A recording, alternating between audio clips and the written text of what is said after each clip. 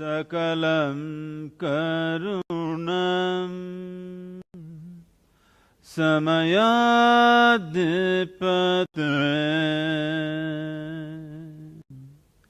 akilam karunam. Good evening. Good evening, everyone. You know, you really need to explain certain things to me today. Some of the things that have been happening here that don't make sense to me. Thank you very much, by the way, for joining us in this conversation. Let's start with the lighter of just happened there, led by Sadhguru and the rest of them. What does that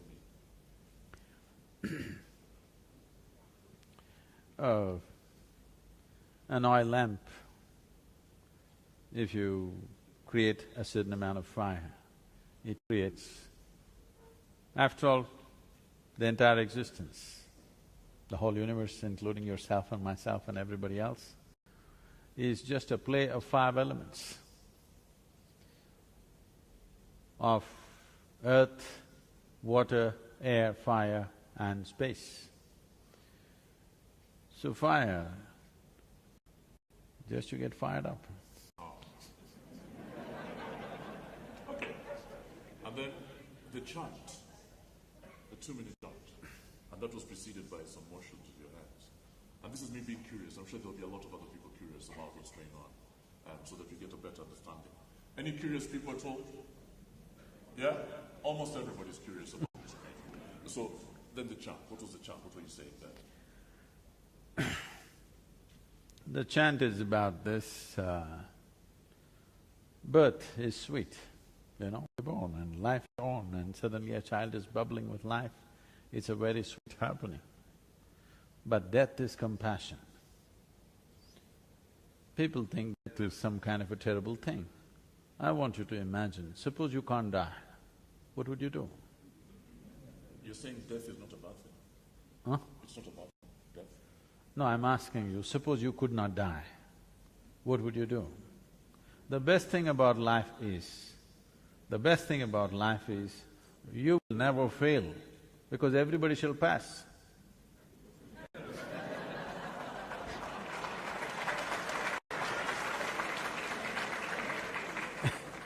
And I needed to get these things out of the way before we begin our conversation, And the next part of the chant is, we may understand life in so many different ways. Essentially, it's a certain play of time and energy. Time is slipping away. As we sit here, it's slipping away. We may think many things in our minds. Socially, we may think we're doing many things. But as far as this body is concerned, it is making its journey straight to the grave without wavering for a moment. As we sit here, it is moving in that direction. So the only way you can maximize life is by tweaking up your energy levels in a certain way. If you live for the same amount of time, still you lived more, because this combination of time and energy, time is anyway flowing, but you can play with energy in such a way that you can raise the nature of your life, the experience of your life, the profoundness of your life, and above all, move from many entanglements which seem to define and describe life for most people towards a limitless sense of freedom or boundlessness within you. This is not because you are not bound by time, you're still bound by time, but because you have tweaked your energy in a certain way, suddenly you look like you're above that. Interesting.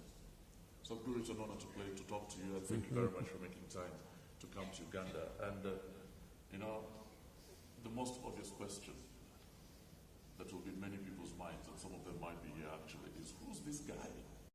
You know, who is he? He has a long beard, described him to some people. You're trying to, huh? No, so who's this guy? And so when they come in here and there's this whole setup and there's this glowing tribute with someone saying that you're as powerful as the power extends across the universe, I thought to myself, is this guy God? Who is this guy? And it would be interesting if you helped us understand who you are and where you come from and how you ended up in Uganda.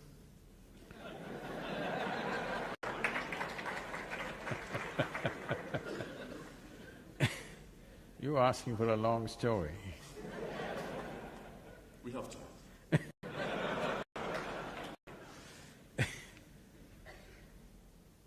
I'm just saying how to abridge the story. See, I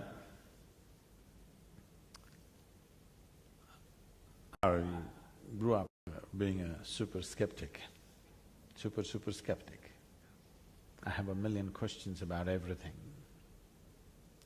I did not identify myself with my family, nor the local religion, nor the social structures, nor the political structures, nor even the nationality of where I was born.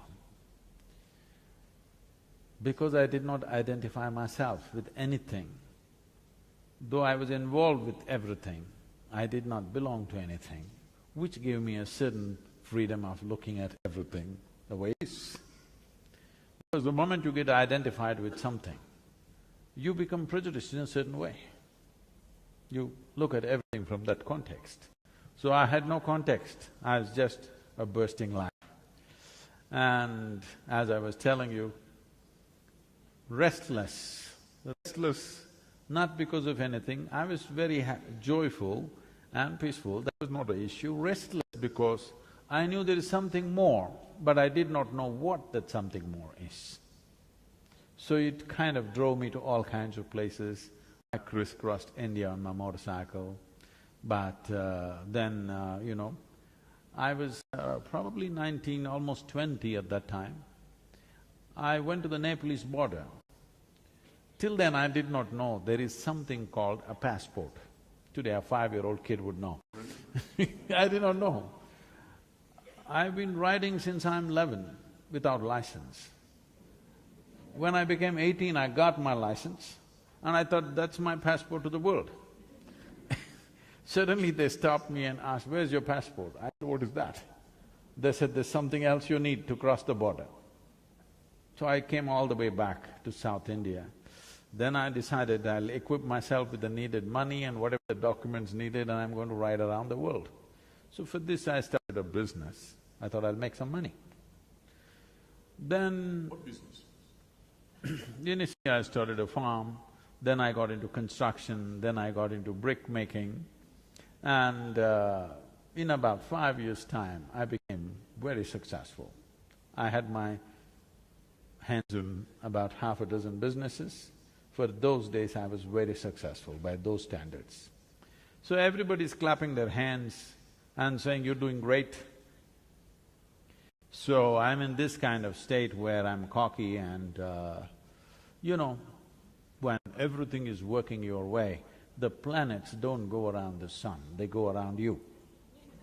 So all the planets were spinning around me and everybody's saying, "You're great." So I'm going on like this. One afternoon, between two business meetings, please if you can keep your cameras down, please, it'll be posted on the YouTube. You can download it, okay? Don't waste your time, be with me. One afternoon, between two business meetings, I had nothing much to do, so I come from a town called Mysore. Are people familiar with Mysore? Mysore city? Almost everybody, this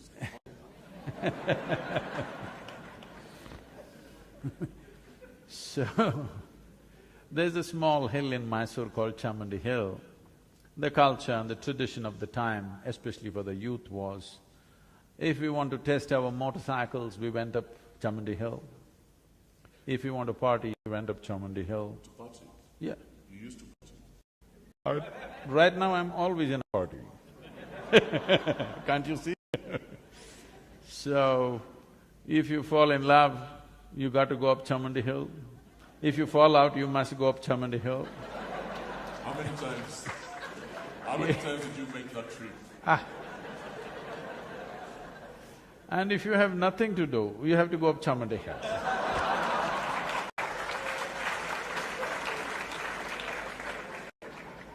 So on this afternoon, I had nothing much to do, so I rode up Chamandi Hill. I know this hill very well, I've trekked in these hills, I've camped in these hills. As a 7, 8-year-old child, why am I telling you all this? If I found 10 rupees in those days, I would just leave a note and I would vanish into the jungle. It's called theft, right? No.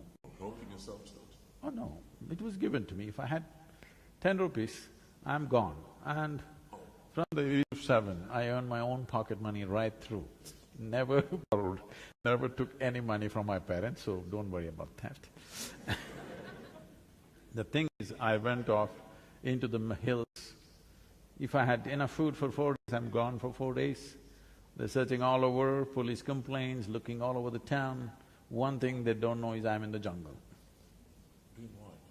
Oh, I walked around, familiarized myself with every other life. I caught a bunch of snakes, I caught all kinds of insects. I was learning life, paying attention to all kinds of life. There's more life in the jungle than in a Kampala, you know. More variety, I mean, and more numbers too. So I know this place very well, so that afternoon I went and sat up on a rock that was very familiar to me. My eyes were still open.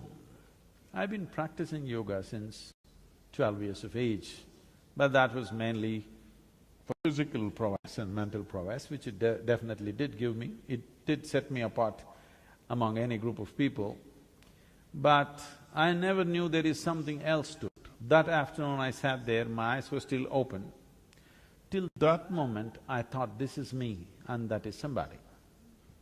I have no issues with that somebody, but this is me and that is someone else.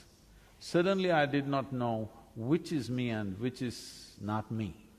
The very air I breathed, the rock I was sitting upon, the atmosphere around me, everything became me. I thought this madness lasted for about maybe 10–15 minutes, but when I came back to my normal senses, about 4.5 hours had passed. For the first time in my adult life, tears, me and tears were impossible. Tears are flowing to a point my shirt is all wet. I've always been peaceful and happy, life is working out the way I want, I'm young and successful and no problems. It is just that every cell in my body was bursting with ecstasy. Tears are just dripping like this. So when I shook my skeptical head and asked what's happening to me, the only thing that my mind could tell me was, maybe I'm going off my rocker. Which happens? So when I spoke to the closest of my friends and tried to tell them something is happening to me, they said, the questions that came to me is only this: what did you drink, what did you do pop, you know? Why I'm saying this is, I had no context of any kind. Something was happening within me for which I had no any kind of knowledge. There was nobody around me to tell me what this is about. All I knew is, I have hit a gold mine and I don't want to lose it, because if I simply sit like this, 2 minutes, I feel it's 2 minutes, 7–8 hours have just passed away like that. Once I sat like this and I thought it's 25–30 minutes, but when I opened my eyes, 13 days gone by. You sat in one place for 13 days? Yes. I sat there only for 25–30 minutes in my experience. By the time I opened my eyes, there was a huge crowd. India being what it is, they were pulling my legs and asking what will happen to their business, when will their daughters get married, and all this stuff. And you still get a lot of that. When is my daughter getting married and what's happening to my business? I don't tell them when their daughters will get married. It's the daughter's business when she gets married.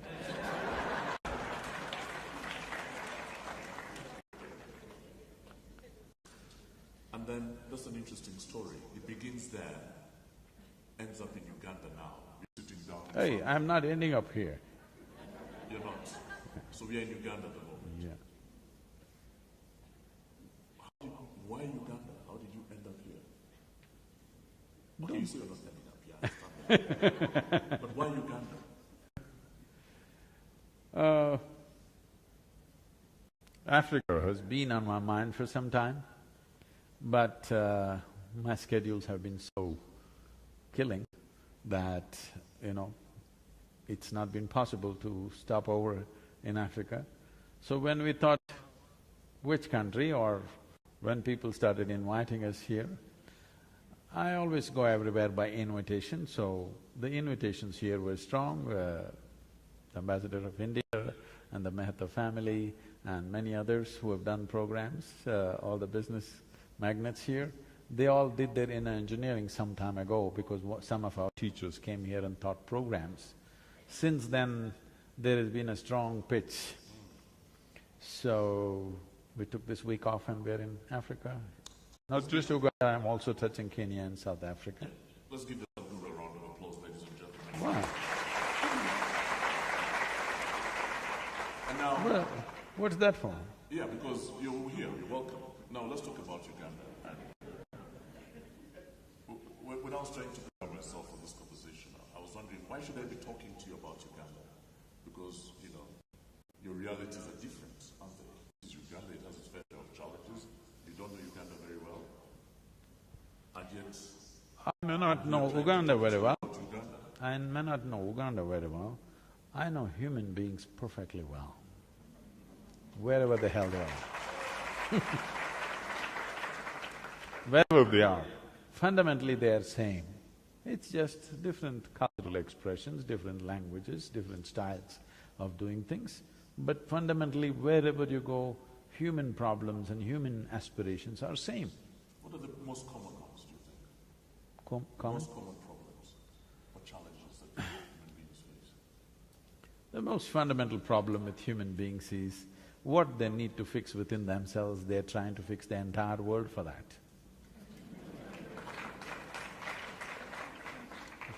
This is happening everywhere. People are talking about world peace, but they can't sit in one place for 1 minute peacefully. But they're talking about making the world peaceful. It's never going to work. If you don't know how to keep your mind peaceful, how are you going to make the world peaceful? What you see in the world is just a larger manifestation of what's happening in individual minds. So, if we just want to do a political slogan, we can shout world peace and go away. But if you're truly interested, then we have to have a lifelong commitment of bringing peace to individual people. Without individual salvation, there is no universal salvation.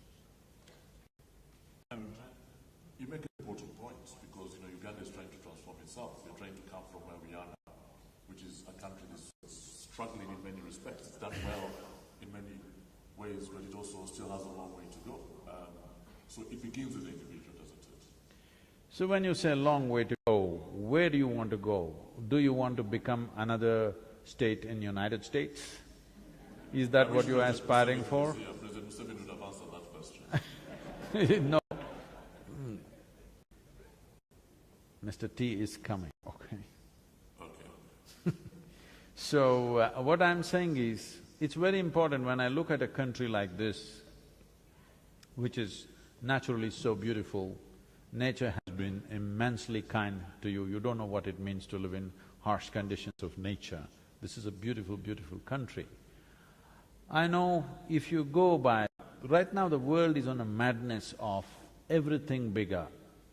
Bigger home, bigger car, bigger this, bigger that. Instead of all this, everything making bigger, I think in Uganda you should think how to have a bigger lake.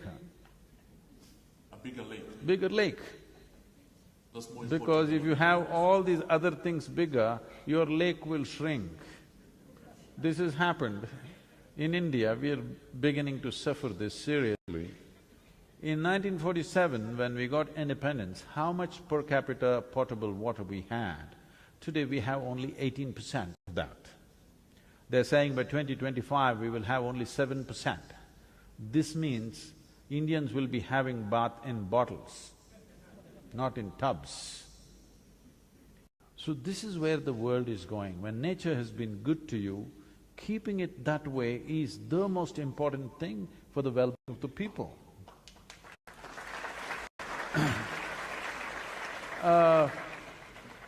If the thing is for the human beings, if they're well-nourished and there is a beautiful atmosphere around them and their aspirations are tailored according to the nature of what's happening around them, it's better than to go the way America has gone, because I want you to understand, those aspirations and those standards were set up when they believed 5% of the people will rob the 95% of the people to create the comforts and conveniences that they have. Today, the Living Earth statistics says that if we have to provide what an average American citizen has to 7.3 billion people, we need 4.5 planets, but we have only half of it left.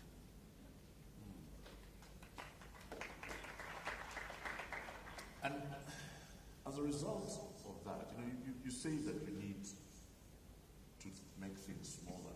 I don't want to be like Sudhir. I want to have a big house. I want to own Munyonyo. I want to be able to send my children to the best schools possible. How do I do that while maintaining the balance that you're talking about? So this is why in the world, if we really want to be giving a world to the next generation of people, or we want to hand over a ruin to next generation of people, this is something we have to make up our minds, because this is one of the most important responsibilities we have as a generation of people. That is, see, first of all, we need to understand, we are just baton carriers. We are just a small pop-up on this planet and we will pop out, okay? So this small pop-up lives here as if you are the last generation on the planet. No, one of the most important things in our lives is how the planet was given to us, how life was given to us, how we are. We must leave the next generation in at least one step better place than where we are. Otherwise, we have failed as a generation, there's no question about this. That is easy to say when you have food in your stomach.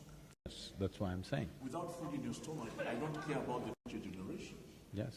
I'm keen to make sure that my realities are taken care of. To have food in the stomach, you don't have to destroy the planet, you have to nourish the planet. Food comes from the planet, not from the supermarket.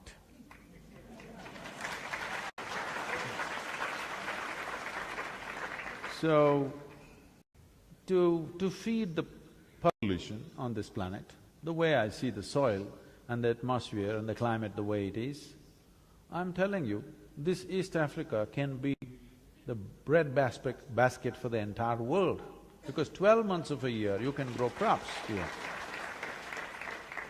If you destroy this, you will not be able to grow food even for yourself after some time. This is happening seriously in India. We have a 12,000-year history of agriculture in South India. This is probably not known to most people. 12,000 years of agriculture. Certain communities have been farming the same land for over 8,000–10,000 years. But today, in one generation, the soil condition is becoming in such a way, there's an alarming situation that in 15–20 years' time, we may not be able to grow anything because the animals have been removed, chemicals have been pumped in, machines are roaring all the time. Machines don't replenish the soil. It takes animals, it takes plants, it takes trees to replenish the soil. So, who we are, the very body that you carry is just soil, isn't it? Hello? You must get it from me now, otherwise one day you will anyway get it from the maggots and it'll be too late. It's very important to understand who we are is just this soil. Now, it is easy to talk when there's food in the stomach. This is what I'm saying. To put food in the stomach for all the 7 billion people is not a challenge if we keep the planet in a certain way. And above all, at the beginning of 20th century, we were 1.6 billion people. Why have we become 7.3 billion people in 1 century? What's wrong with us? Irresponsible reproduction, isn't it?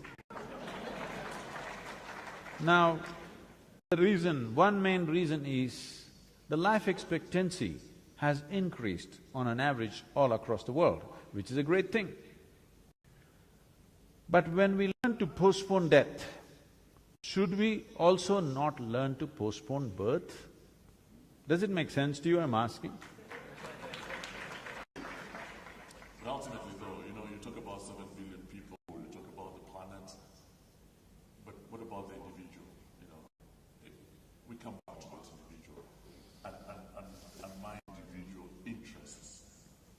How do I best harness them or condition them so that they fit into society's interests? Because the truth of the matter is, the way the world is organized, certainly the world that I live in, it's a cutthroat competition. Everybody's competing for the resources we have.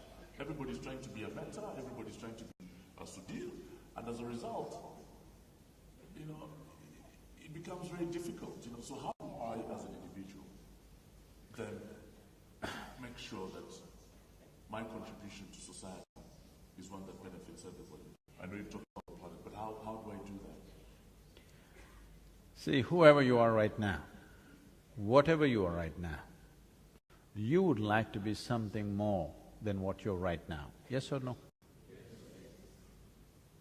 Hello, I'm talking to all of you.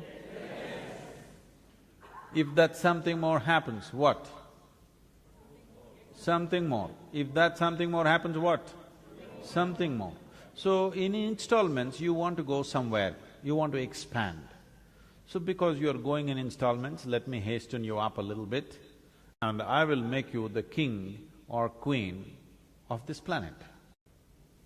Don't look at me hopefully. Do I look like someone who will commit such a blunder? If I make you the king or queen of this planet, will you be fulfilled, I'm asking you? You will look at the stars. So there is something within a human being which is longing to expand. Because right now, you are so limited in your identity, with your biology, with your physicality. Because of this, you're trying to expand physically. Physical expansion means, if it finds a very basic physical, biological expression, this is called sexuality. If you find an emotional expression, this will be called love. What all these things mean is, something that is not you, you're trying to make it a part of yourself. If it's a physical process, it's called sexuality. If it's an emotional process, it's called love. If it's a mental process, it gets labeled as greed or ambition or conquest or simply shopping.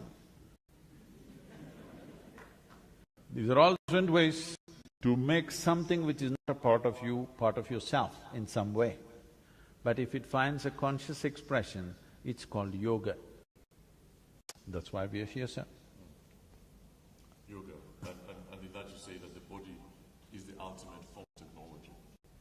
Now that's next. But right now, your identity is so much with your physicality, you're trying to expand physically. Because you're trying to expand physically, you will see it doesn't matter. If you get the solar system in your hands, you will not be fulfilled. If you get a galaxy, you will look for other galaxies. Because what a human being is looking for is not more. When you pointed out these people and said, I want to be like this, you're talking about how can I have more. What you're looking for is not more, you want all. If you want all, physical is not the way, isn't it? If you want to expand in a limitless way, physical is not the way, because the nature of your physicality is defined by a boundary. We can call this physical body only because it has a boundary. If you remove all these boundaries, it is no more a physical thing. Physicality is always defined by a boundary, but there is something within you longing to become boundless. This longing to become boundless is being misunderstood as longing to have more. More is not what it's looking for. This life is looking for a limitless expansion. If limitless expansion has to happen, one has to transcend their perception beyond their physical nature. If your perception rises beyond physical nature, then we use this horribly corrupted word, spiritual. And we shall come to spiritual elements a bit later. Right now though, let's talk about politics. It's an interesting subject. Politics of a country, the politics of a country like Uganda, is politics a good thing? See, when we say politics, what we are talking about, how to govern a nation. Or what we are talking about is how to make the lives of larger mass of people who are around us. That's the ideal description. That is the fundamental. How it is conducted today is another matter. That is because of variety of things. Because we chose democracy. Once you say this is a democratic nation, what this means is any one of you tomorrow could become the leader of this nation. That's what it means. Don't be so hopeless. Yes. Someone who used to think that. In Indian languages, democracy is described as Jananayakam. What this means is, people are the leaders. That's what it means. Well, right now we have a prime minister in our country proving this, that a tea seller can become the prime minister of a nation.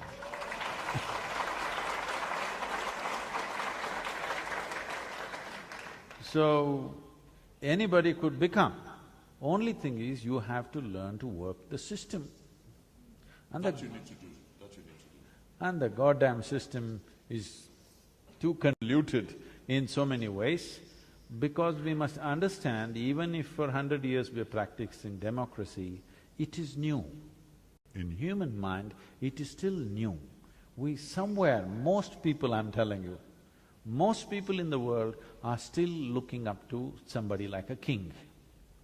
Because democracy is a functional reality only when each individual is having a considered vote. But in most countries, it is committed vote already, based on religion, caste, creed, tribes. It's a committed vote. Once it's a committed vote, it is feudalism in the guise of democracy.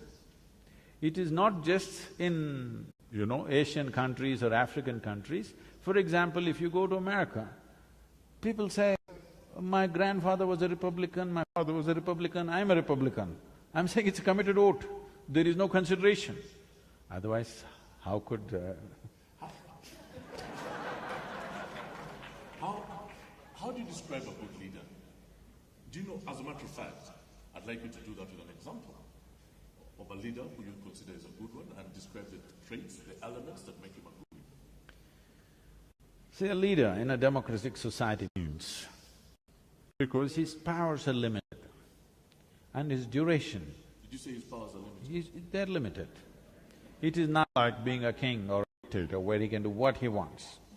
Even if he's well-intentioned, his powers are limited because you have to convince… I don't know how many members of parliament and stuff you have here. In India, for example, you have to convince these 542 people, oh my God. Uganda, it's about 480. Okay. You're getting that. So, by the time you convince these 500 people to think in one direction, 5 years are over.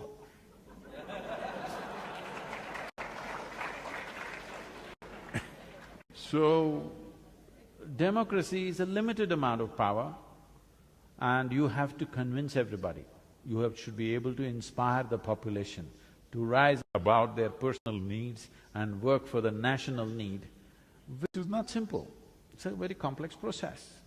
And in a democratic process, for a leader to come to that place, the very process of democracy is such, it's an obligatory process.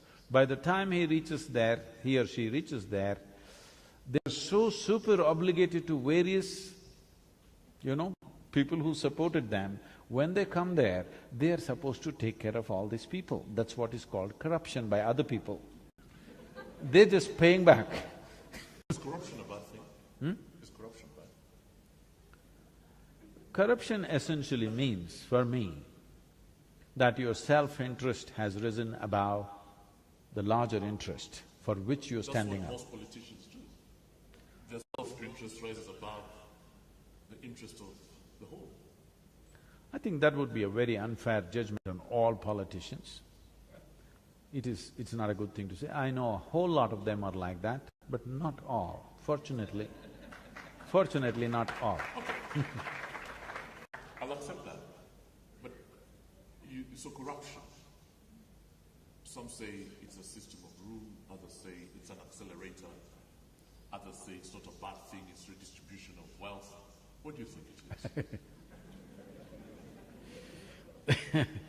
There are other ways to redistribute wealth, but what has happened is, let me talk about corruption in India because I don't know what variety you have here.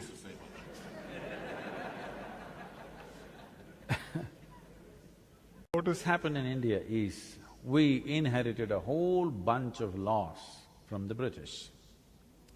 And they were all so ambiguously made, probably by intent. When I look at many of those things, these are intentionally ambiguous, so that if I want to pick you up, I can anyway pick you up for some reason or no reason. Because the law is so ambiguous, whichever way you walk on the street, you're committing a crime. Okay? It's designed in such a way, if I want to fix you, there is some law, because you're not doing anything, that's a crime, you're doing something, that's a crime. Somewhere there is some law for every citizen is committing some crime. It's the same here. So the laws are so ambiguous. Particularly, I've been talking to the lawmakers about the business laws. The laws are so ambiguous, without corrupt people, business won't happen. If you stop all the corruption tomorrow morning in India, half the business will stop or more will stop, because these corrupt people are facilitating things, unfortunately. Because the laws are ambiguous, nobody understands. I meet the topmost corporate lawyer in India, and I was discussing something with him and I asked him, "Do you really understand this law?" He said, "Sadhguru, no." He said, "Don't tell anybody, but I have no clue." All I know is my client comes, he tells me what he wants, I will argue for that powerfully in the court, that's all. I'll tell you how it works in Uganda. You call them up at night and you talk to them individually and you address their individual needs. And one way of doing it could be to help them with a project that they're working on, or to pay off a loan to Crane Bank,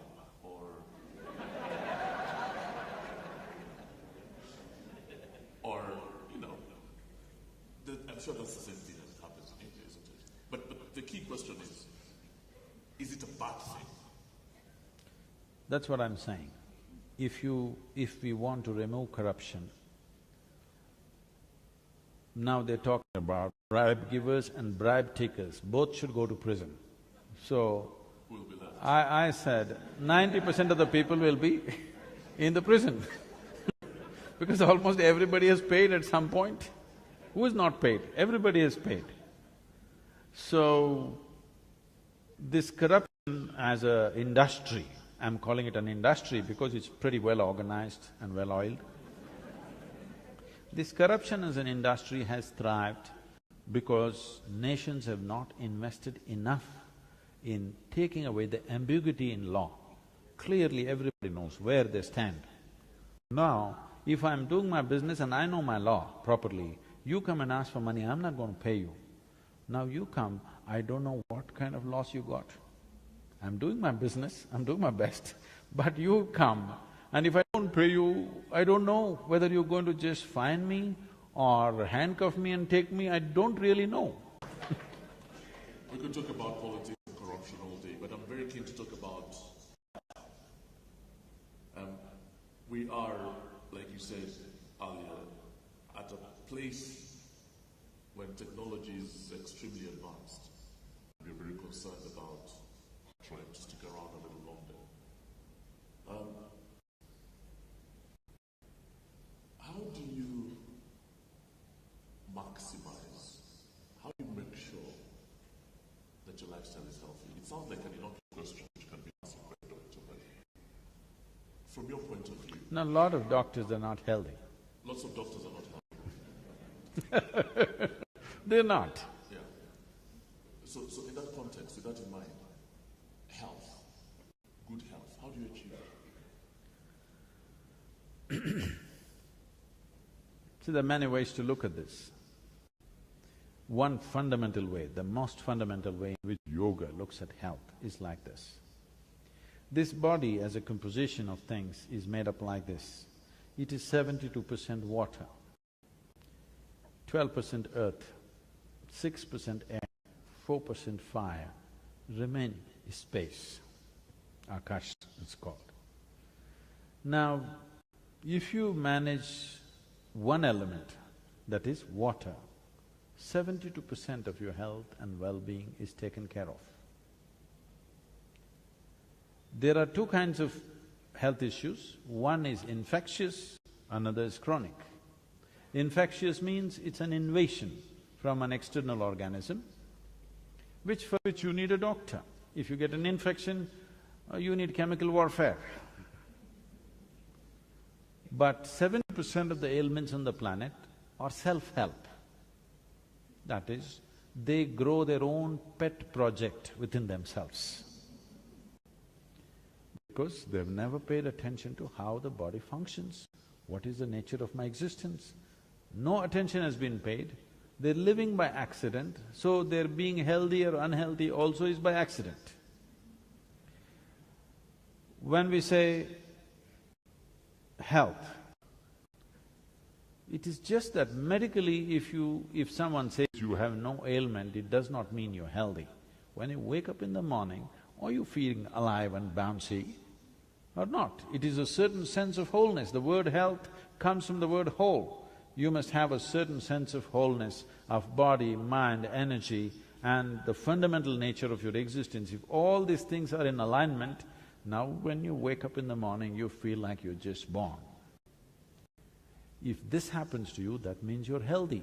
You may not be medically certified healthy, unhealthy, but still you may not be healthy because this is not health. Health means there is a certain sense of wholeness. All ingredients have fallen together properly and it's alive. If this has to happen, one thing is, there is a most fundamental process in yogic system called as bhuta shuddhi. That is, you start taking charge of the elements within the system. If you control the elements in the system, if you master the elements in the system, health is not even an issue. I can show you thousands of people who walked out of their chronic ailments without any treatment. We don't give them any treatment, just align your system in a certain way, this settles. Another way of looking at health is question of alignment. Every physical object in the universe, including your body, has a certain geometry to it. All physicality has a geometry to it. If the geometry arrives at a certain state of perfection, everything functions smoothly. If the geometry is little disaligned, everything becomes frictious. So what people are learning in the form of physical forms of yoga is not exercise, it is not stretching, it is not about having abs. It is about understanding the geometry of your existence. Today there is a theory in the scientific community which is called as a constructional theory. What they're trying to say is the design, the fundamental design of the atom and the cosmos is essentially same. We've been saying this for thousands of years, anda, pindanda, both are same.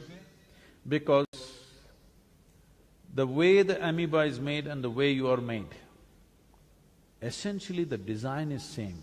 Complexity and sophistication has multiplied many times over, but fundamentally it is the same design. If it's the same design, getting the geometry of your body right in alignment with a larger geometry is important. If you get this geometry, then suddenly you find everything is happening smoothly within you, everything is in alignment, there is no friction. The functioning of any machine, the efficiency of any machine is just a question of how friction-free it is. If there is friction, the machine is inefficient. If there is no friction, it is functioning well, it lasts longer, it is a joy to have that machine, otherwise it's a misery to have that machine.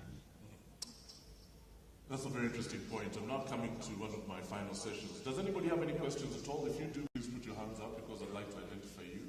There are a few questions, there are a few hands going up at this point. But right now, I want to talk about love. I want to talk about marriage. I want to talk about family. You decide which one, love or marriage or… Well, that's interesting. That's very interesting because that was again the context in which I was looking at it. Marriage and love, not importantly, not necessarily tied together. See, love is something that happens within you. Marriage is something that you do in the society with somebody. They're two different things, I'm saying. There may be love in your marriage, but there cannot be marriage in your love. That's actually true. When we say love, we're always thinking love means with somebody. I love this person, I love that person, I love that person. No, I want you to look at this carefully. Love is something that happens within you. When your emotion comes to a certain sweetness, then you say, I'm in love. That with whom are you in love? You are just using the other person as a key to open up a certain dimension within you. I always thought that actually. But what I'm telling you right now is, why are you using a key when there is no lock? So, the choice is just this. All the things which are most significant for you in your life, you being peaceful, joyful, loving, blissful, these are important for you? These things, would you want them to be on push-start or self-start? You know, in 50s if you bought a car, along with that you need two people. Morning push-start. Early 60s, crank-start, one person would do. Now everything is on self-start. So, things that truly matter to you in your life, your joy, your peacefulness, your love, your blissfulness, everything about you that is beautiful about you, would you want to put it on self-start or push-start? Self-start. So if you're loving, this is not about anybody. If somebody is here, you can express. Nobody's here, you can sit here lovingly. I want you to watch what I'm about to do right now, Sadhguru. How many Indian Ugandans are in here today? Indian Ugandans, put up your hands, please. That's all. Indian Ugandans. Okay, how many black Ugandans are here, African Ugandans? Yeah, I knew you were checking, look at… Okay, how many… Can we just see the Indian Ugandans again? I think there are more than those hands that I saw up go up. Right. So how many of the Indian Ugandans have been in a relationship with an African Ugandan?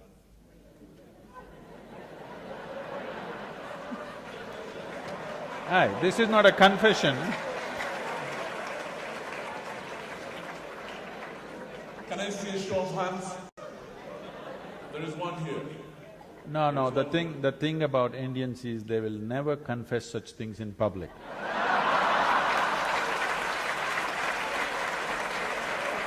Okay. In that case, then let me rephrase my question. How many Indian Ugandans here know an Indian Ugandan that has been in some sort of relationship with an African Ugandan? Okay, so there are more hands going up. How many black Ugandans or African Ugandans have been in a relationship with an Indian Ugandan? And there's such a small percentage, 0.01%. Where find an Indian and fall in love. My point is, Sadhguru, and I need to report to you this, I need to report this to you. Indians just don't let us near their daughters. That is not just for Ugandans, they won't let even Indians get close to their daughters.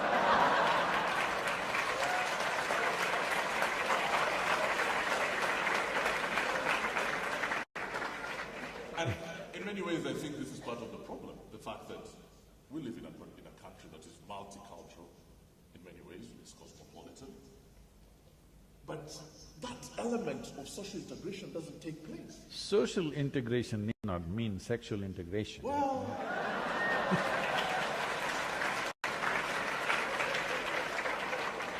Now, first of all, let me define that word relationship. Why is relationship always of the body? So, probably for most Indians, and I'm sure it's true for many Ugandans, we have You can tell me who you're aiming at, then I can…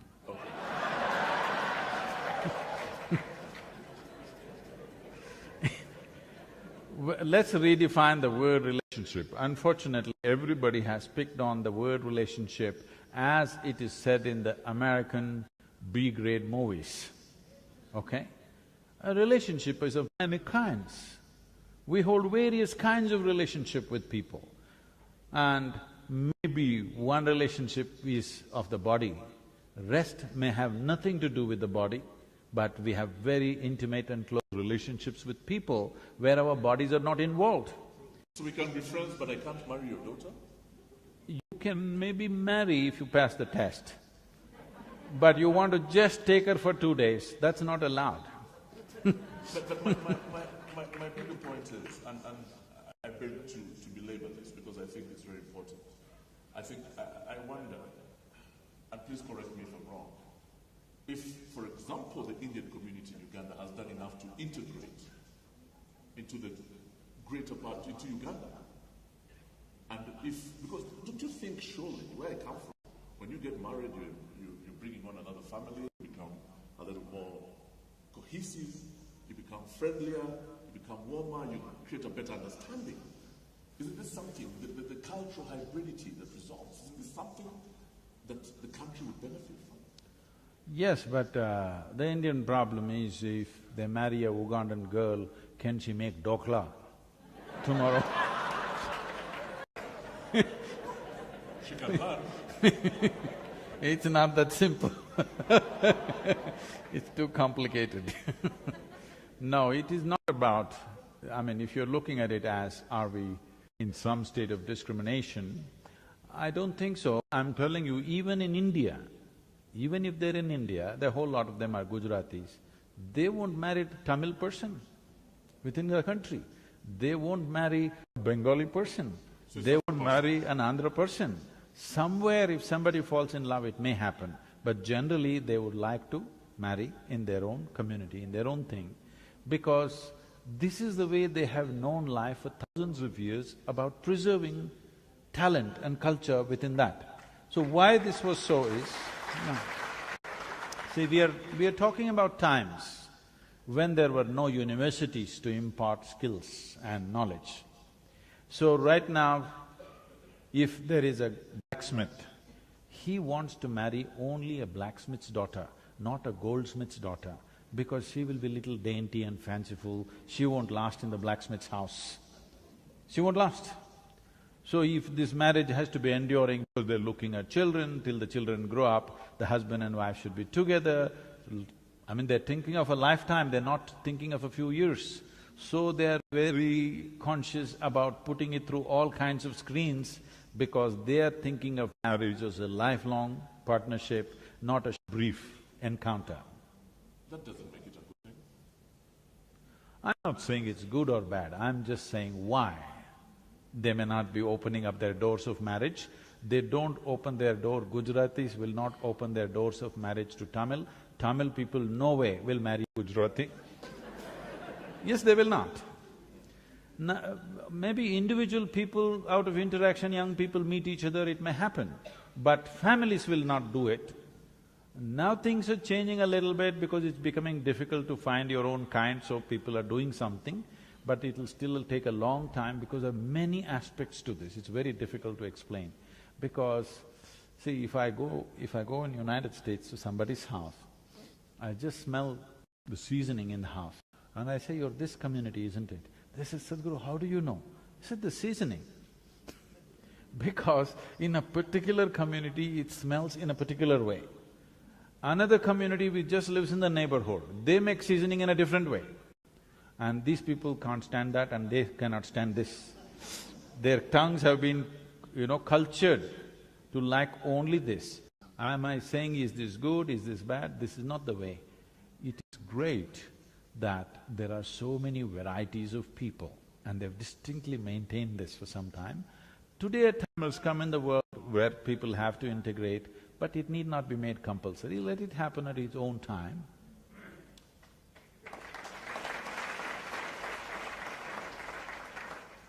I've stopped chasing her now.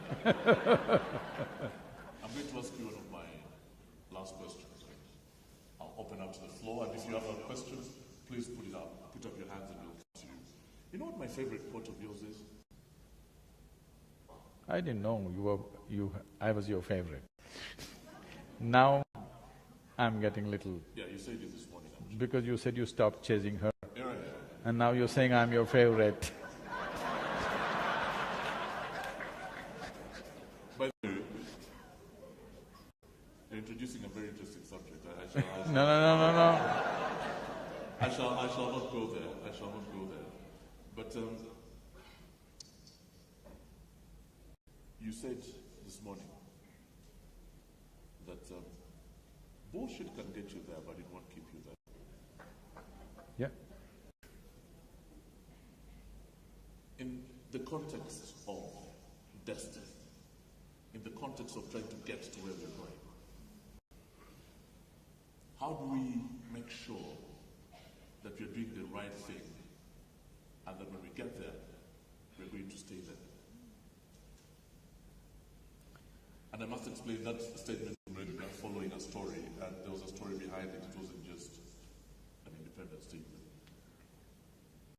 Say, when we say destiny, when we say life, life is in the way you experience it, not in the content of life. It is in the context of life, the way it happens within you. You may be sitting under a tree and blissed out. You may be sitting in a palace and be depressed. Possible or no? So the quality of life and the destiny of your life is the way it happens within you. What the world throws at you is not always your choice.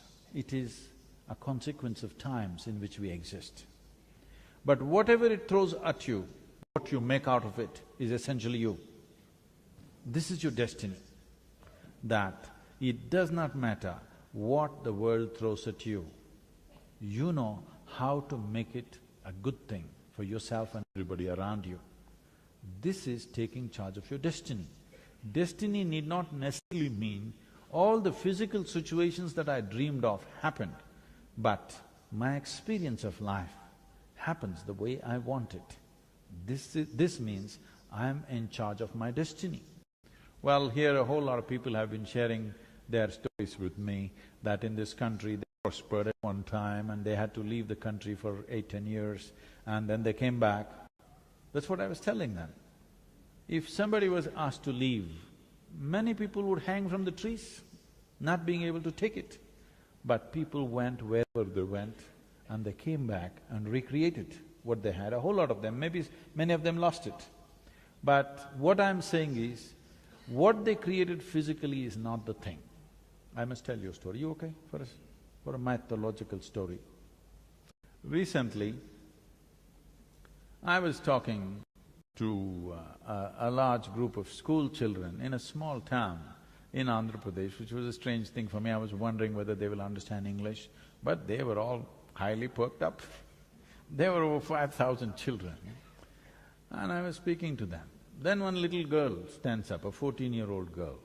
Well, I'm sorry, I shouldn't call her a little girl because she doesn't think she's little.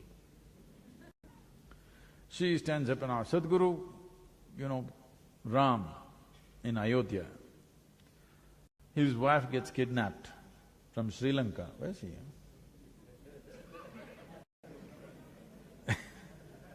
Why are you pointing at Mr. Kannada? Because he's Sri Lankan, he kidnapped. Oh. So this king's wife was kidnapped And then he walked all the way to Sri Lanka, fought a battle, set fire to the entire city, got his wife back, went back home. It's a big story. So this little girl asked, Sadhguru, is it practical for a man to walk from northern India to Sri Lanka? Is this just a story or is this real? Then I look at her and say, see, you're still a little girl. One day you will get a man of your own. When you get this man, suppose you got lost somewhere, would you want a man who will walk all the way or who will think this is not practical and find solution in the neighborhood? Well, she knows she wants a man who will walk all the way. That she knows. Now, if you know, many of them are Ram worshippers, they worship Ram. If you look at Ram's life, it's a continuous disaster.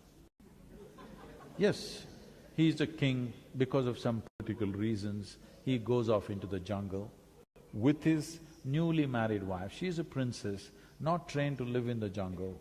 Seeing their plight, his brother, leaves his wife and children and travels with him to support him in the jungle. It's a disaster.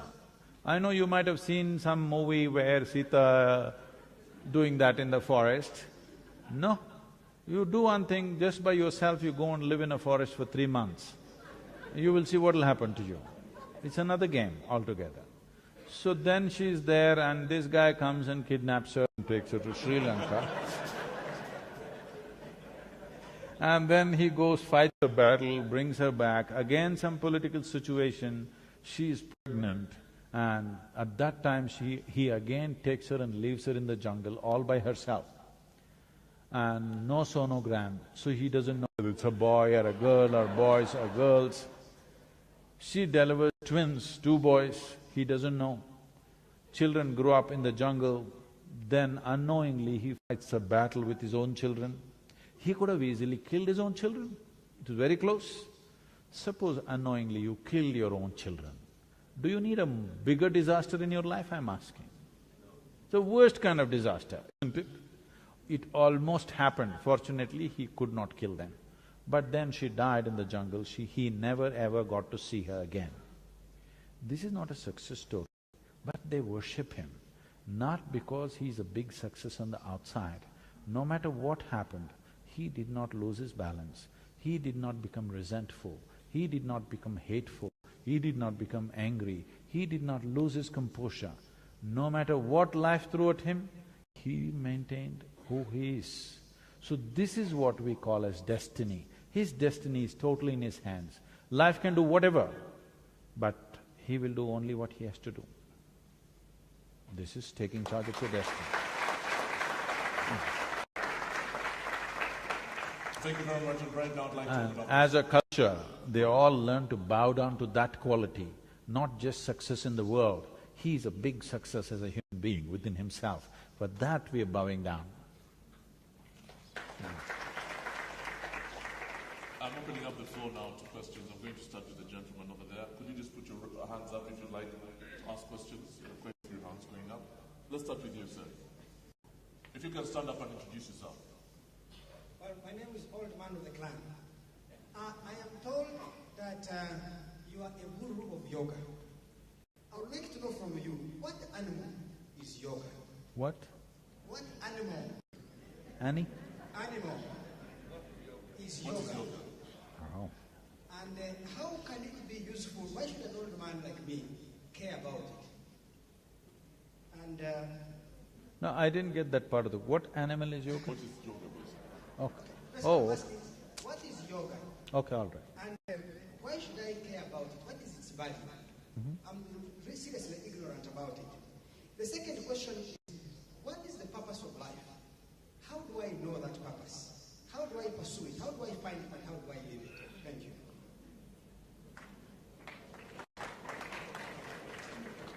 It seems to be a popular question, huh? His name is Andrew Mwenda, not the one. Huh? His name is Andrew Mwenda. Is Andrew. Andrew. Yes. Okay. Andrew, when when you ask what is yoga. I'm sorry, I should miss that animal part. I get it. What is this yoga? First let me tell you, this is the only practice on the planet which has lived for over 15,000 years without any papacy, without any authority enforcing it on anybody. Never in the history of this yogic culture has it so happened somebody put a sword to your throat and said, you do yoga, otherwise you're dead. No such thing ever happened. Out of sheer efficacy, because it works, it's lived. Today over 2 billion people are doing some form of yoga. What is it? Many ways to look at it. I would like to explore two different ways so that it brings some clarity to you. One thing is, you agree with me that this human mechanism, which you call as myself right now, do you agree with me that this is the most sophisticated technology on the planet? Do you? I'm just asking you, such a complex technology you have with you, have you read the user's manual? So one dimension of yoga is to explore the user's manual which is written into the system so that you know how to explore the full depth and dimension of what this life is about. If you explore the full depth and dimension of what this life is about, this second question, what is the purpose, would be very easily answered. Or in other words, to simplify your question, what you're asking is, what is the nature of my existence? Because you are certain that you exist, but you do not know the nature of your existence. If you think one way, you become one way. If you think another way, you become another way. If you feel one way, you become one way. You feel another way, tomorrow you become another way. Because what is human is not defined. If you had come as any other creature, we know what is a earthworm, we know what is a grasshopper, we know what is a tiger, we know what is a lion, but we don't know what is a human being, isn't it? Being human beings, you don't know what is a human being because nature has left a certain freedom for you. With every other creature, nature has drawn two lines within which they have to live and die. For the human being, there is only a bottom line, there is no top line. This means there is a limitless possibility of exploration. When we talk limitlessness, definitely we must leave the physical behind, isn't it? Because physicality is the dimension of the limited. Physicality is always of boundaries. When we utter the word limitless, we must understand we want to transcend physical nature. What is the purpose? Suppose right now, all of you, I'm asking you, if you're feeling really ecstatic, would you ask, what is the purpose of life? No. It's becoming a little burdensome. It's a little drag when you get up in the morning, what the hell am I doing here, kind of feeling. Now it comes up, what is the purpose? Your idea of a purpose is you want a meaning. I want you to understand, meanings are a psychological problem. You want to find a meaning. There is no meaning anywhere in the existence. But meanings are important for your intellect. If you keep your intellect aside, there is no meaning to anything. The existence is simply on. What is the meaning of it? There is no meaning. This is just an intellectual pursuit. Right now, because of the nature of your education, the only dimension of intelligence that you're exploring is intellect. Intellect is like a scalpel. Whatever you give to your intellect, it will dissect. Right now, the very question that you're asking is to dissect. What is the meaning of life? What is the purpose of life? Means we must dissect this life and see why this life, why am I here, what should I do, where should I go? This is simply because right now, life is not being experienced. Most human beings have become a bundle of thoughts, emotions, ideas, opinions and prejudices. These are all your making, this is not life.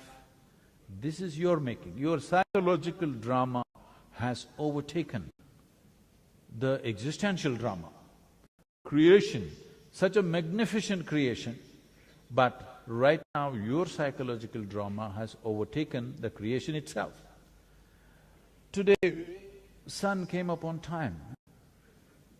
Hello? So what? No, I must tell you this.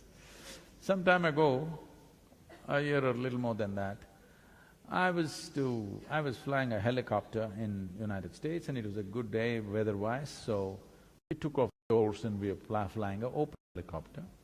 Well, every aviator knows for every 1,000 feet that you go up, how much temperature and stuff. But we just went up there, suddenly a cloud cover, we hit a cold front. The temperature dropped dramatically where, even to hold the controls it became difficult, so we decided to come down. As we were coming down, we were just discussing, suppose tomorrow sun doesn't come up, what happens? Oh, we thought maybe in 3 months this will happen, 6 months that will happen. We came down and did a bit of research and we found if sun does not come up tomorrow morning, in 18 hours' time, almost everything that you know as life will be gone except certain microbes deep in the earth, almost everything will be frozen and gone. So sun came up today morning, I want to hear appropriate noises, Yeah, it's not a small thing but sun came up on time, planet is spinning on time, the entire galaxy is going on without any accidents. Everything in this cosmos today is going great. But you have one little nasty little thought crawling in your head and it's a bad day.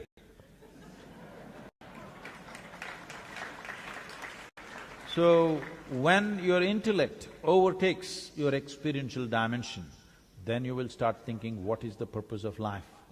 Because life is a purpose unto itself. If you experience this life in its fullness, right now your psychological drama is hijacking life. Most of the time you're thinking about life, not living life. I want you to go back to the greatest experience in your life, whatever was the most exhilarating experience in your life. Suppose right now you were in that moment, would you ask me, what is the purpose of life? The moment you ask this question, immediately people will come up with these God-given purposes that everybody has. The moment whenever I have seen, whenever someone says, God told me this, you can be very sure a disaster is unfolding. Yes, whenever people spoke these words, disasters were unfolding around them. So, I want you to just look at this. First of all, this convoluted idea has been taught to human beings that existence is human-centric. No, this solar system is a speck in this cosmos. Tomorrow morning if this speck vanishes, nobody will miss it, believe me. In this tiny speck of a solar system, planet Earth is a microspeck. In that microspeck, Kampala is a super microspeck. In that you are a big man. Now, this is not a simple problem. Right. Thank you very much for that. Any more questions? Any more questions? Let me take the question from the lady here. We need to tell him about the animal, the zoo of yoga. Yes, the zoo of yoga. Yeah. Another dimension of yoga is this.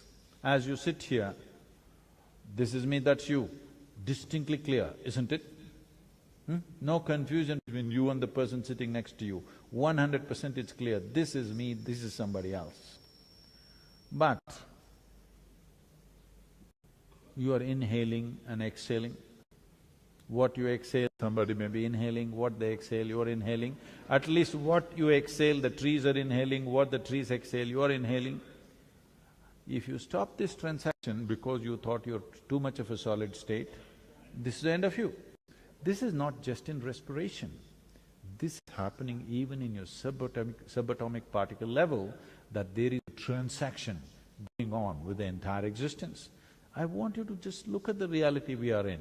We are sitting on a planet, round in shape, that on the equator, we are sitting like this, you know. Suppose you got your high school globe to your house and sit on it, you will be sitting like this. It's an odd way to sit, on the equator. At least you must migrate to North Pole, where you could sit firmly. You're sitting like this and the damn planet is spinning, and in the middle of nowhere, you don't know where it begins, where it ends. Here we are sitting here and thinking, what is the purpose of life?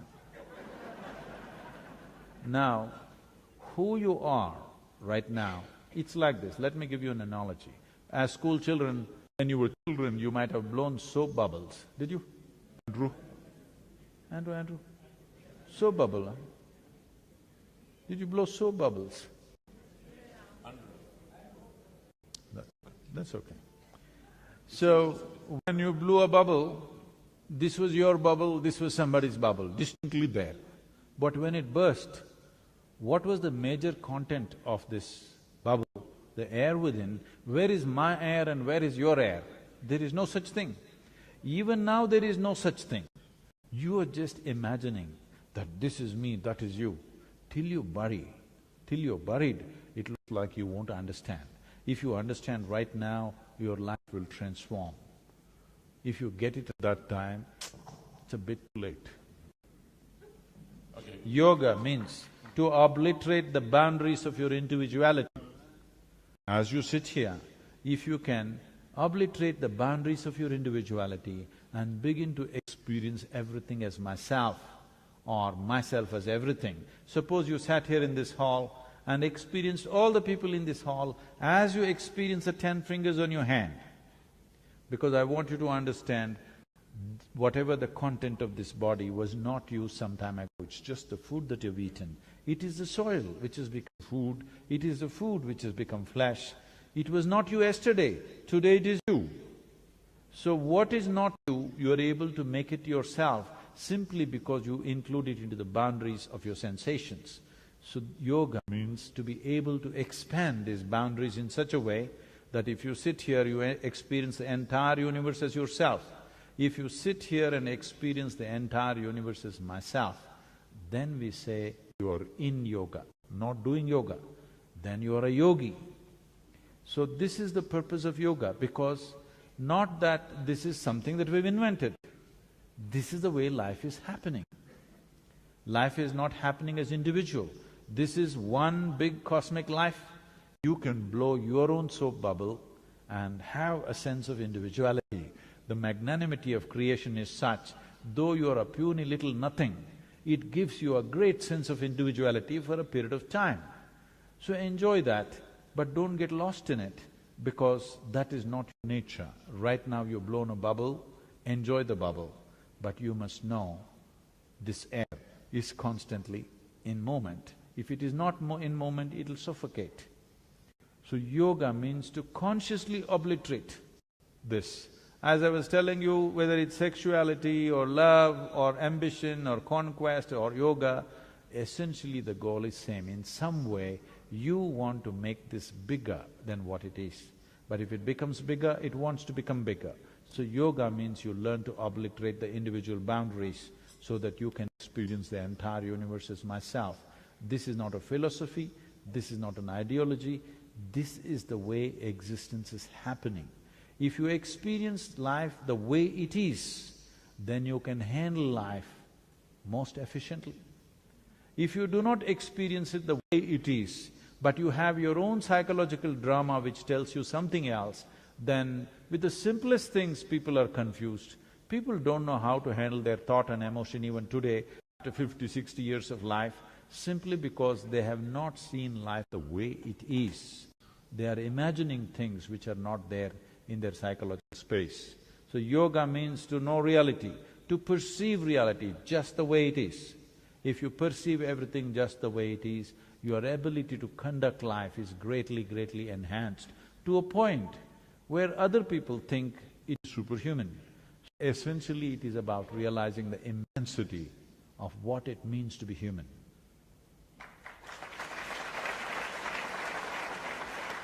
I'm sorry. We still have a few minutes left. There are very many hands going up at the moment. So let's keep going. Can I see the hands up again, please? Lots of hands. Mukesh, would you like to ask a question?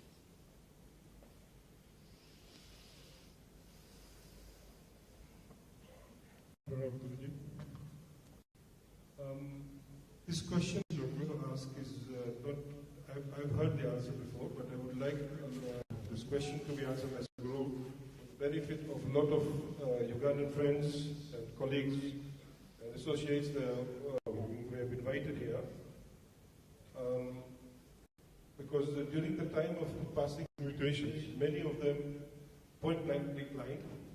So this is, yoga is to do with Hinduism. So Sadhguru, if you can please explain, is yoga specific to a belief system or a particular religion? Thank you. A friend of mine actually told me when I invited him over that I'm a follower of Christ, so I can't come. So that's an important question that Mukesh is asking. So, for the followers of Christ, let me say something. He said many things, or today people say he said many things, but some things we are sure he said, rest of it we don't know. On the way there are entrepreneurs, you know. But the important thing about his life is, he talked about taking people to another dimension of life, which he referred to as Kingdom of God. Everybody thought it's up there. People gathered, let me say, people gathered. When enough people gathered, he turned around and said, the Kingdom of God is within you. Whoever says that, he's a yogi. Jesus Christ was a yogi? I am not saying anything, I am saying whoever says the ultimate nature of the existence is within you, is a yogi. That's what yoga means.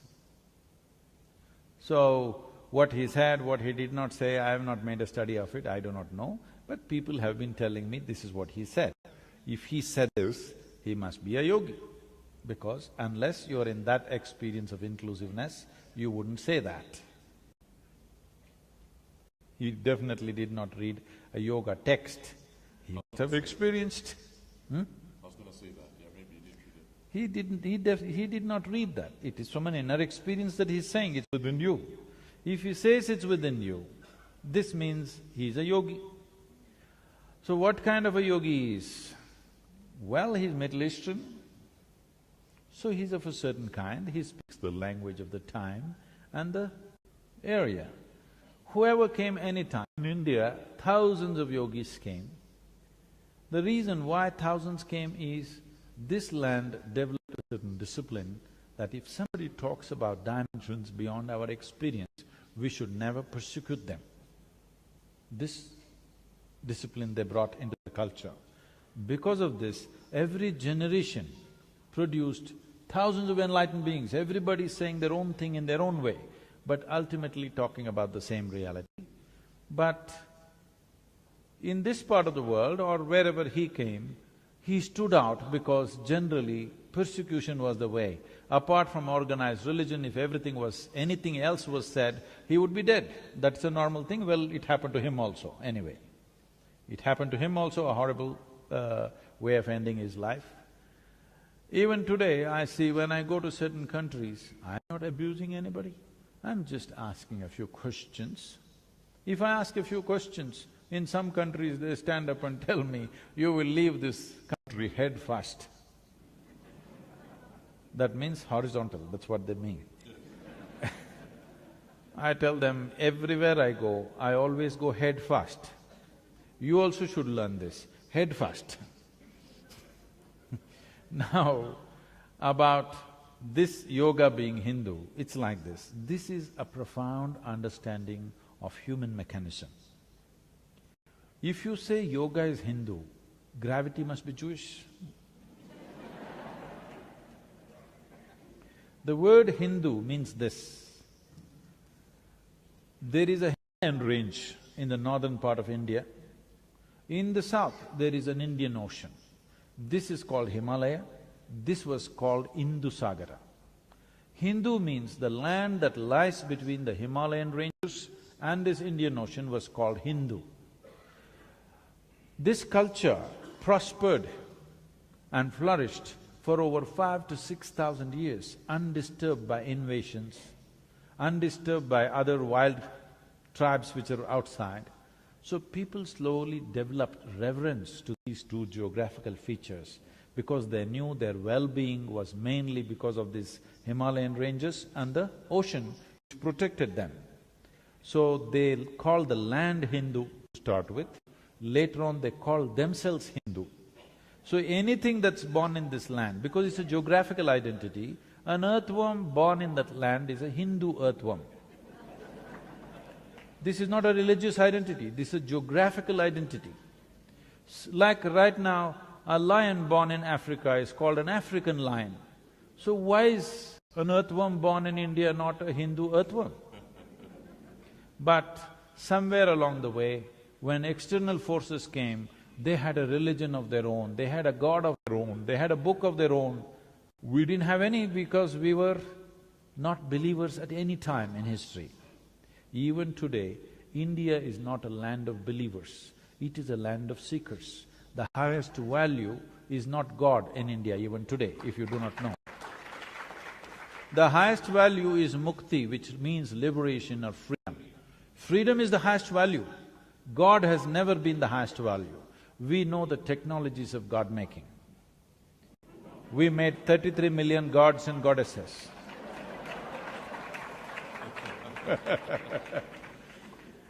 Because we understood how to create a form and energize it and make it work in a particular way for us. But never, ever that culture propagated a god up there, a book which tells you what to do. Everything is a debate. Even when people who were recognized godly, when they came, there were no commandments, there were only debates, endless debates. Even today, Indians are still debating. In the same vein, therefore, is there such a thing as an afterlife, or is this it? You want to know what happens after death? Yeah. Some things you know best by experience.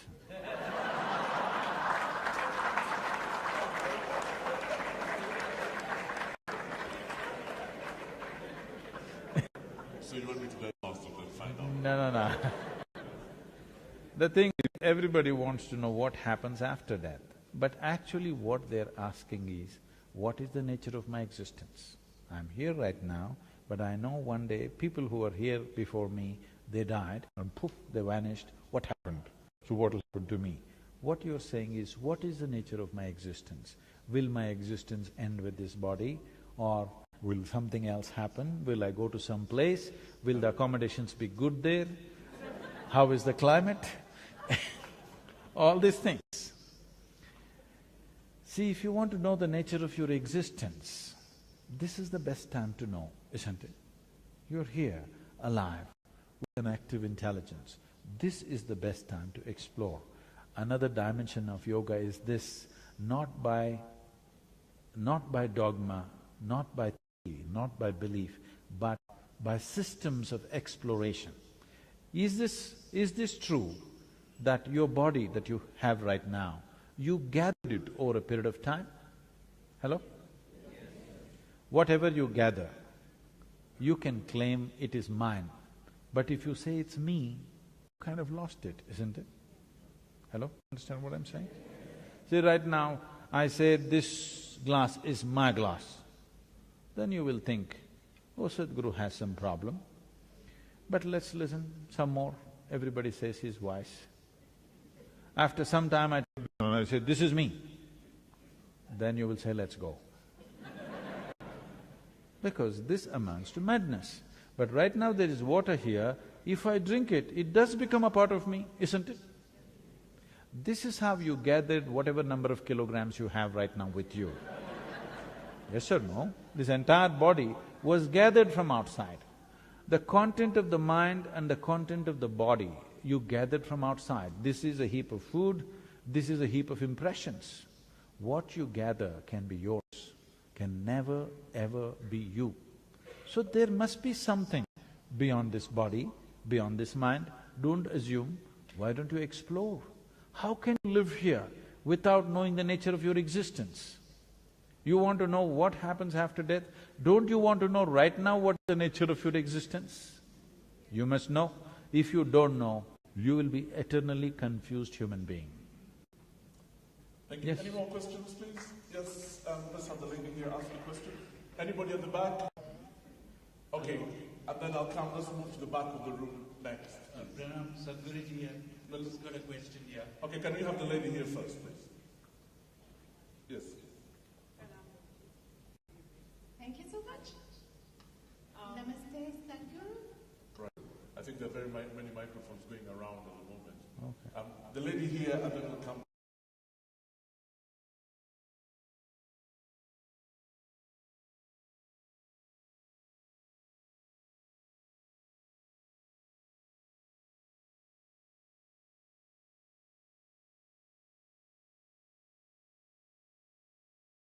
I wish I could tell you briefly, but I want you to tell me briefly about it. Ubuntu, of course, is the fact that we are all human beings and we are all we are all one, basically. Oh, you're talking about yoga? What do you call that? Undu? Ubuntu. Huh? Ubuntu. That's yoga. Yes. But the difference may be, in yoga, we have systems and methods through which we can experience, we can bring you to an experience of undu, the methodology. But right now you may have a philosophy of oneness, but you don't have a method. The thing is to teach a scientific process through which you can come to that state of what you call as Ubuntu. Ubuntu. How Ubuntu has been explained to me is essentially, I am who I am because of who we all are. So I'm a reflection of Alan and Alan is a reflection of Oh, no, no, no. Not to look at No. I wouldn't take that seriously. So Guruji, can we take it to Vasudeva Kutumbakam somehow? No. Between Ubuntu and Vasudeva Kutumbakam, do you think there is See, any commonality? do not try to reduce everything into your slogan. This is a dangerous process. Yes. But the interconnectedness of humans. Thank you very much. Before you answer that question, can I have the lady that stood up and then the gentleman, please? I'd like to have as many female voices in here. And then, yeah, what's your name and what's your question? Okay, so Namaste, Sadhguru.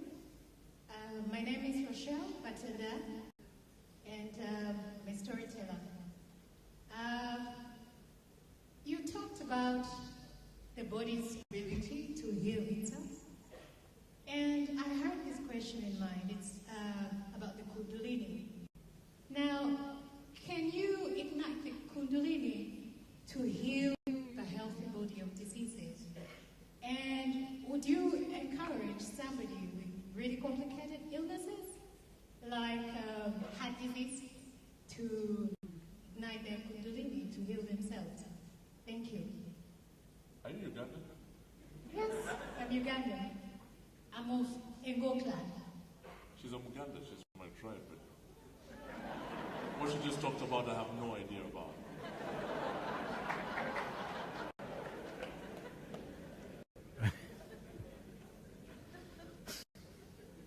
What did she just say, man?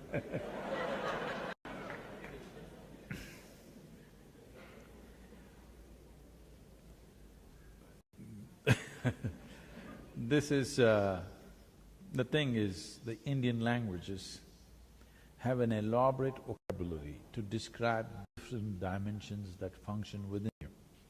The English language has phenomenal vocabulary to describe the outside, but when it comes to the inside, it's very poor. But the Indian languages, particularly Sanskrit, she's picked up one word from that, it has an So it elaborate… actually exists. Huh? The word exists. Yes. So, Kundalini means a certain… Right now I am speaking, this is Kundalini, the energy behind this is Kundalini.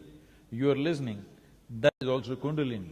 A dog is barking, that is also Kundalini. A flower is blossoming, that is also Kundalini. Or in other words, That energy which makes everything happen in the physical creation is called Kundalini.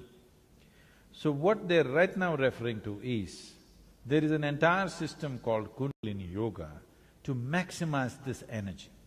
Because generally in most human beings, to eat, sleep, reproduce and die, a minuscule of this energy is active means it's good enough.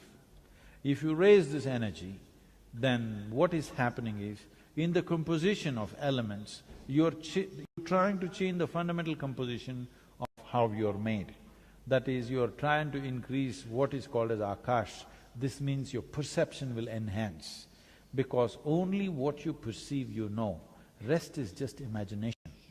Right now, our modern education systems have surrendered to information. After some time, you will see, information means nothing, because you seem to know everything but you don't know anything. Right now, we know about health, but they tell me the world's food industry is $7.6 trillion. The world's pharmaceutical industry is $7.2 trillion. They're saying by the end of 2017, the pharmaceutical industry will overtake the food industry. That means we'll be eating more medicine than food on this planet, and we are healthy. We know so much about health, but we don't know how to be healthy. Like this, because information only gives you a sense of knowing something, but you cannot really make it happen in life that way. It is okay with material things, but when it comes to life, information doesn't take you anywhere. Probably your grandmother lived with much more life sense than with all the intellect and education that most people have today. Simply because there was life sense, everything was by experience. So Kundalini, when we talk about it, we are trying to raise the energy. Now can it heal ailments and this? We must understand this much. This entire body was created from within, right? Whatever I hear you eat a lot of bananas, but by eating all the bananas, you didn't go bananas, you became human, all right? So, whatever you eat, there is something inside which is capable of manufacturing this body. When the very source of manufacturing this body is within you, if there is a repair job to be done, is it best to go to the manufacturer or to the local tinker? If you have excess with the manufacturer, you would go to the manufacturer. If you've lost excess, you will go to the local tinker. I saw they're building a huge Toyota showroom and a repair shop. So if you have excess, you will go to the Toyota showroom when you have a Toyota. Otherwise, you will go to the local guy who fixes everything with a hammer. And, you know, that's just one type of yoga, isn't it? How many types of yoga exist, and how do I know which one is right? On a certain day, 4 people were walking in the forest. One of them was a karma yogi, another was a gnana yogi, another was a bhakti yogi, another was a kriya yogi. What this means is, if you employ your body or physical action to reach your ultimate nature, we call this karma yoga, yoga of action. If you employ your intelligence to do the same, we call this gnana yoga, yoga of intelligence. If you employ your emotion to do this, we call this bhakti yoga, yoga of devotion or emotion. If you employ your energies to do that, we call this kriya yoga, yoga of transforming energies. So these 4 men were walking together. Usually these 4 people will be never found together because they cannot get along. Because a man with the yoga of intelligence has a very sharp intellect. Those who have a sharp intellect can't stand devotional people. Have you seen this? Yes or no? They can't stand devotional people who are doing Ram all the time. They cannot stand them. Andrew Munda is one of them. Andrew. He can't stand emotional people. Yes, he is for Gnana Yoga candidate. So these are the only 4 types of yoga you can do, because these are the only 4 instruments you have on your hands. So these four people were walking, suddenly a thunderstorm broke loose. And they started running looking for shelter. The Bhakti Yogi, the man of devotion, said, in this direction there's an ancient temple, let's go there. Well, they trust him with the geography of temples, so they ran there. There's an ancient temple where the walls have all collapsed, just 4 columns and a roof, and there's a deity in the center. They all rushed into the temple, not because of their love for God, simply escaping the storm. Then the storm became very severe, started lashing from every direction. There was no other place. So they came closer and closer. Then they just hugged the deity and sat down, all 4 of them, just to escape the rain, not because they love God. And suddenly God appeared. In all their minds, the same question, why now? We did so many things, you did not come. Now when we're just escaping the rain, you turn up, why now? So God said, at last you 4 idiots got together. I've been waiting for this for a long time. So, yoga, you are not just body, just mind, just energy, just emotion, you are a combination of these things. Unless they come together in the right way, there is no yoga for you. So, you are one kind of combination, somebody else is another kind of combination. Accordingly, it has to be mixed. That is why a live guru is important, because he mixed the right concoction for you. Thank you very much. Let's go to the back of the room, please. Yeah. Whoever gets the microphone first. You must take the microphone, please. The very back of the room, yes. Yes. Hello. Hi, I had a quick question about faith traditions. I'm actually a former graduate student in religious studies, and one of the biggest challenges I have is this dichotomy that exists in religious faith, especially fervent religious faith in religions that are, or rather in people who choose to believe in their religion in a certain way.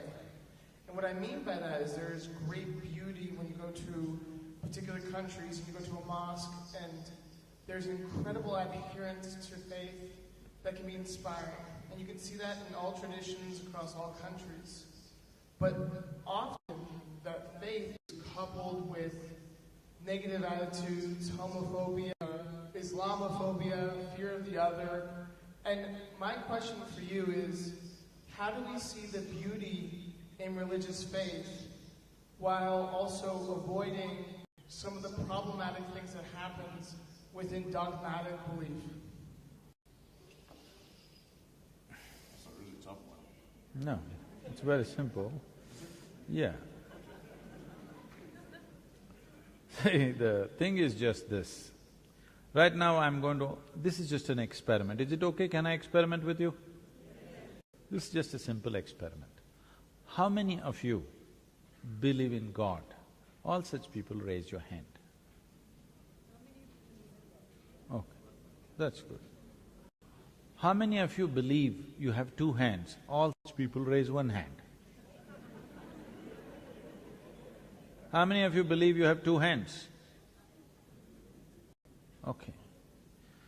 Do you believe you have 2 hands, or do you know you have 2 hands?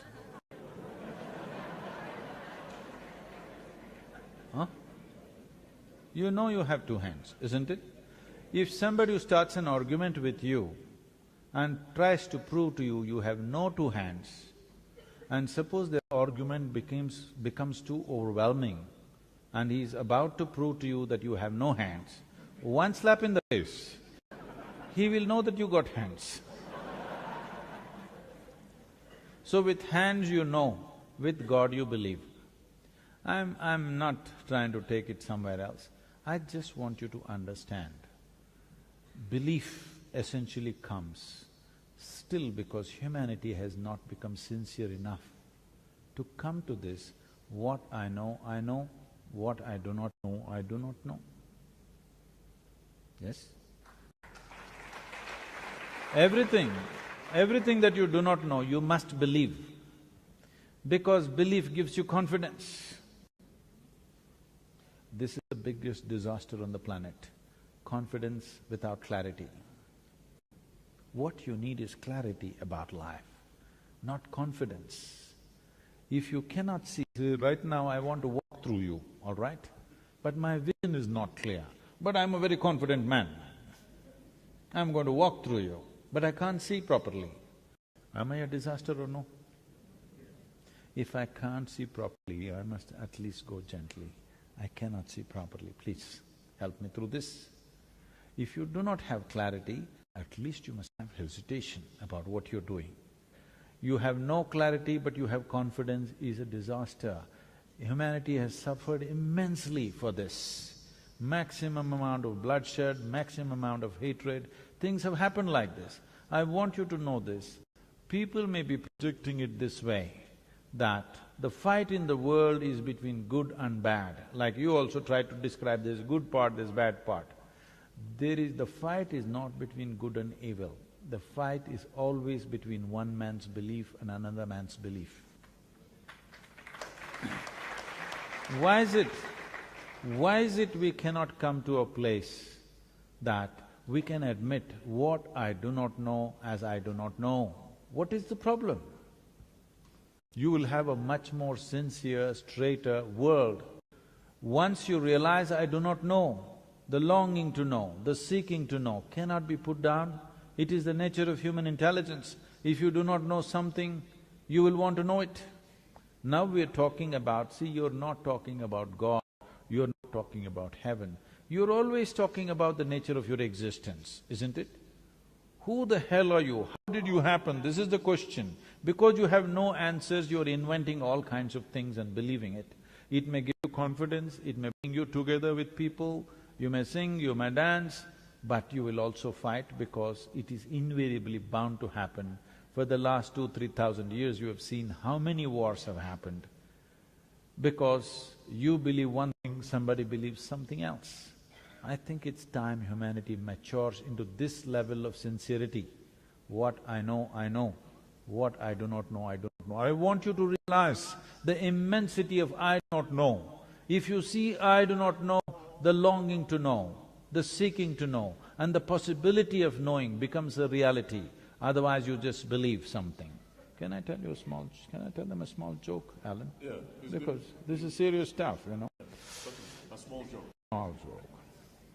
There were two young boys, very energetic. When young boys are very energetic, they're in constant trouble. And they are. The parents are very embarrassed because the entire community is discussing their children. But you know how to produce them, but you don't know how to fix them, isn't it? So not knowing what to do, they decided to take them to the local parish priest. Because together they're very strong, they decided to take them separately. So they took the younger boy first, made him sit down in the priest's office, and the parents left. The priest walked in with his long robes, and he walked up and down. You know, it needs some drama, otherwise these things don't work. So he walked up and down with a grave face. The boy sat there and did the ping-pong act, looking at the priest. And the priest worked up a strategy. If I remind this boy that God is within him, all his mischief will go. This is always the problem. People who have never raised children, they have fantastic ideas. Those who have raised children, they know none of your goddamn ideas will work. If you have the commitment, if you have the love and commitment, you can wait out the problems.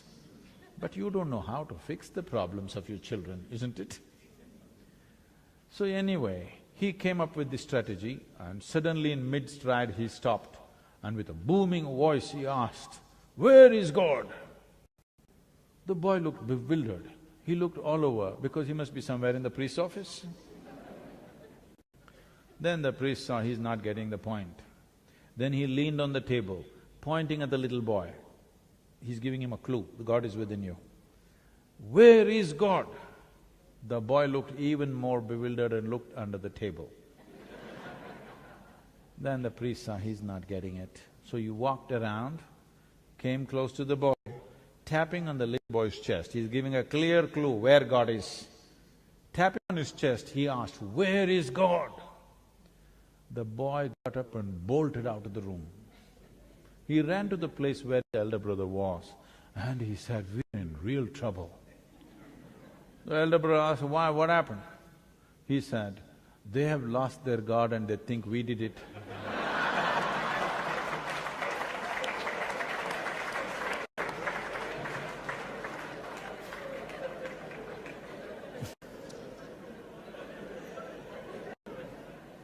I'd like to take a few more questions, but we're pressed for time.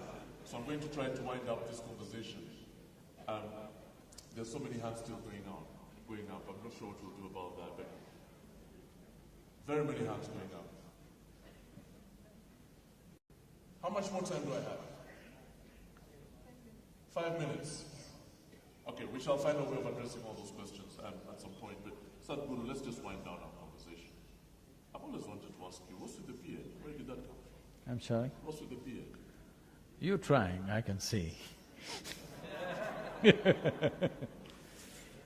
I thought everybody knew about this. This is something that grows on every man.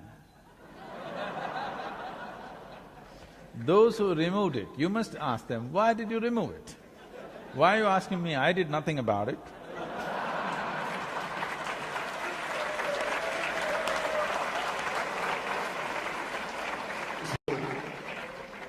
You just did shave that.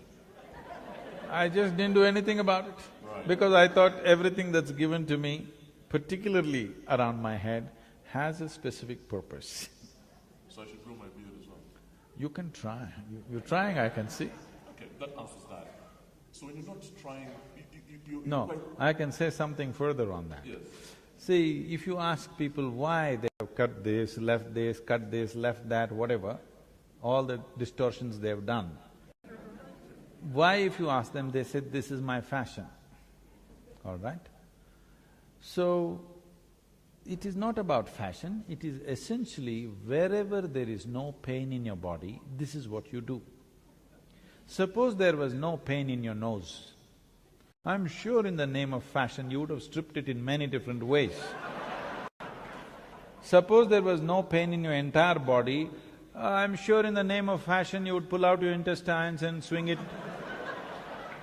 If there was no pain, you think people wouldn't do it? They would do all kinds of things. Or in other words, right now, for most human beings, it is not their sense which is preserving them, it is their pain which is preserving them, which is not a good way to live. That's interesting. And when you're not offering this amazing wisdom and insight, you're riding motorbikes and riding fast cars. What's the fastest you've ever driven, by the way? 342. 342 kilometers an hour. What were you trying to do? Kill yourself? No. I'm not a foolish driver, I'm a good driver. And I know that you love Indian classical music. What other music do you listen to? Do you listen to Lady Gaga, hip-hop, or… There was a time when rock and roll was everything. My parents were steeped in classical music, but we hated it, the children, me and my brother. We would turn up rock and roll at full volume, just so that this classical music by accident doesn't enter my ear and pollute me, okay? This is how I was. But it happened to me, I became meditative over a period of time. One day I was on my motorcycle, it was in the Mysore University. This was such a distinct and powerful experience for me. And I was just riding. I heard a powerful sound, some musical instrument that I can't recognize. It just gripped me like that and just drew me. It's not like I decided to go there. I just went, there's an open-air theatre, I just rode up that place and I parked there and I just looked. And somebody was playing, today I know it is a Rudraveena. It's played in a very mild, slow way. It's not like dang, dang, dang. It's like dong, dong, it's going… This sound just gripped me from within. I just sat there on my motorcycle, tears were coming out of my eyes, just the sound was just destabilizing everything inside me. It just shook me through and through. From that day, suddenly my ear for classical music just evolved into a big possibility, and today we are one of the major music festivals in India happens in the yoga center. The rock and roll was important because it moves your body and boom, boom, boom. But once you become still within you, suddenly this classical music, when I say classical, the Indian classical music is made in such a way, if you listen to it carefully, you will see your body will become still and erect. You will see people unknowingly will sit like this. I must tell you this. This is about 10 years ago when we first started this school, home school. I went there, all these 6.5-year-old children, in the morning assembly I went there to see them. They're all like this, like this, like this, like this. I said, why are these kids like broken tops? And I thought what to do with them. I just taught them the 7 notes. Sari, Gama, Pada, Nisa, these 7 notes. 12 minutes a day. I'll tell you, after a month and a half I go there, they're all sitting like this, unmoving. That's the impact it has on the system. A proper arrangement of sounds. Because sound is a reverberation. Today modern science is proving to you, everything in the existence is just a reverberation of energy. Your idea of physicality is a myth. If you get the sounds right, you can make it coincide with who you are, you can make it relate to the larger reality. This is called as Nada Yoga. That means coming to your state of union within yourself just by using sounds. So, the music has this. When you're young, you like something that moves your body, so it was rock and roll, now you're saying it's hip-hop. And finally, when it's all said and done, how do you want to be remembered? I want everybody to be so blissed out that they wouldn't care to remember me. Miserable people always remember.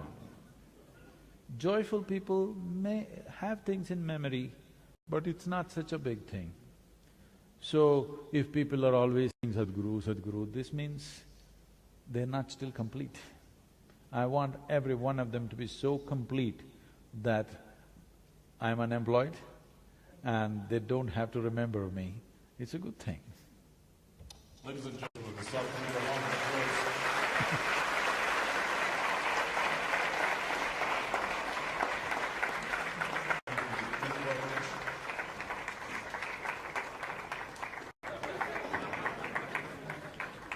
And I've got to say thank you very much for being such an amazing audience. And apologies to the people whose questions we couldn't take today. And the Sadhguru will be conducting, will give you a little more information in a few moments about how one can interact with the Sadhguru. Again, my name is Kasujja, and thank you very much. Thank you.